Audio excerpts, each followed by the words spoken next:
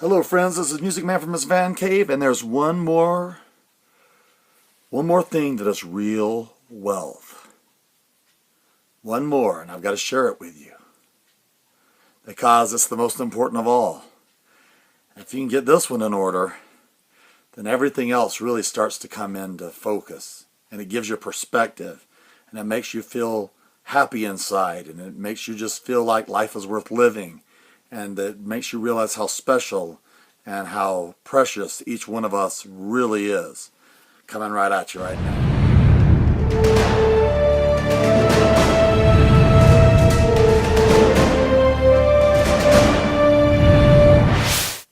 There is another part of us that needs to be healthy if you're going to do well with your finances. And that part is the spiritual part of us. We are body, but we're also spirit and we're soul. And so we're going to talk about the spiritual part. Now, have you ever confronted someone about their finances?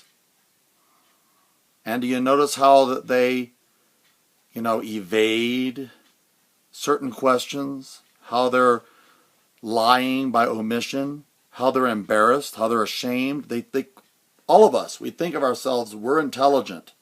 How could I allow this to happen? How could this happen to me?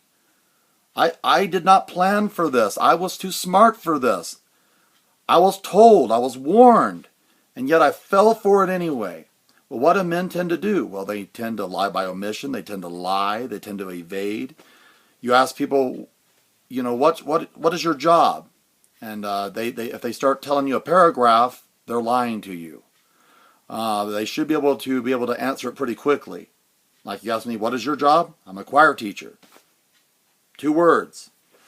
Well, what's your job? Well, it's involved in Well, that's the reason I believe that there is truth in this world, and especially when it comes to your spirit. I believe there's a love letter written to each one of us. And here it is, right here. This is a love letter, and I believe that this book is 100% true. How can you believe that? What about what he said or what she said or why do you believe that? I'll tell you why I believe that.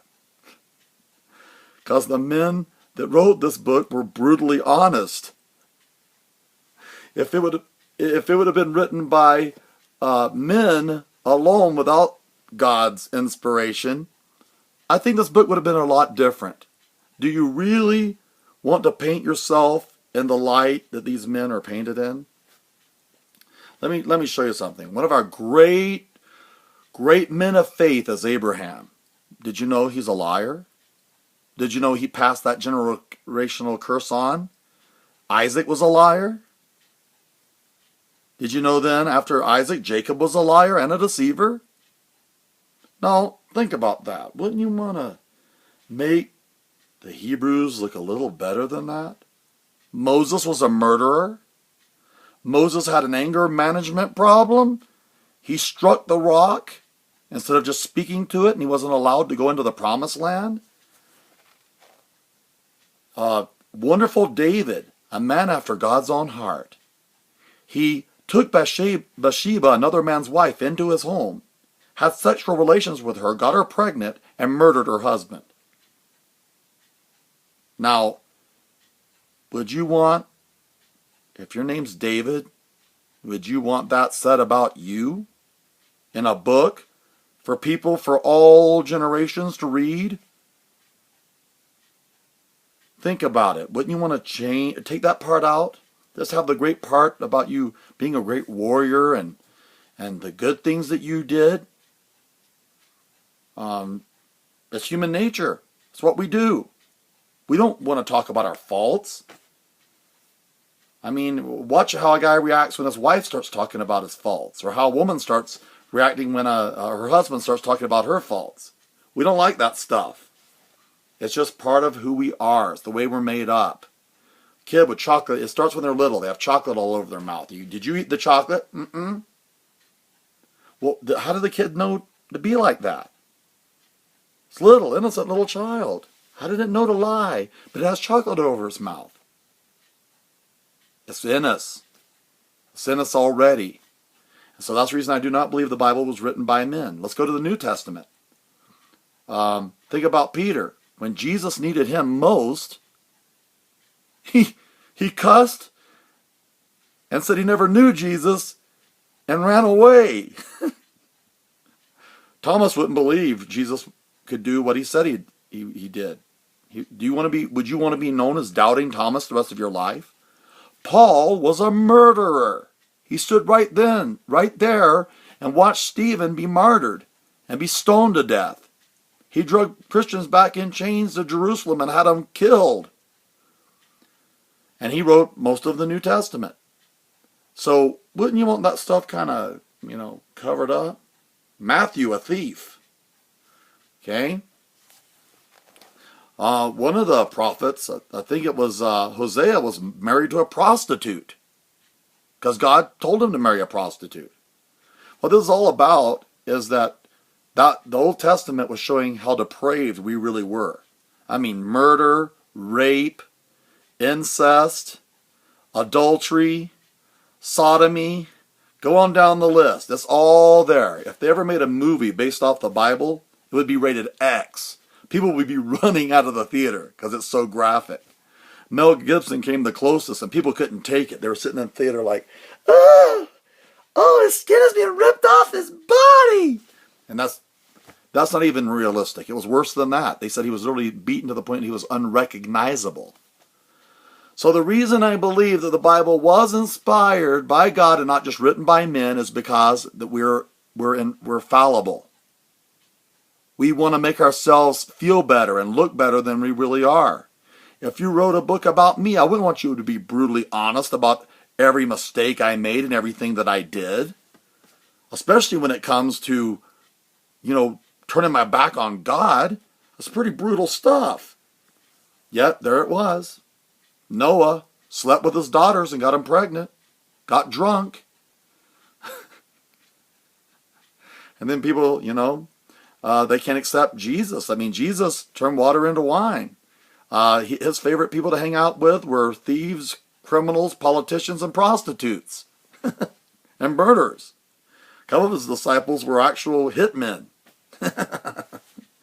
And so, what can I do? But as I read the book, I realize that I need something in here. I'm empty. Spiritually, I'm empty. Buddha can't fill it for me. Muhammad can't fill it for me. There's only one person that's died for me on the cross, and that was Jesus Christ. And he claimed to be the Son of God. And the Bible that I read is so brutally honest that it just literally makes it perfectly evident, because you realize how fallible men are, that it had to be inspired by God.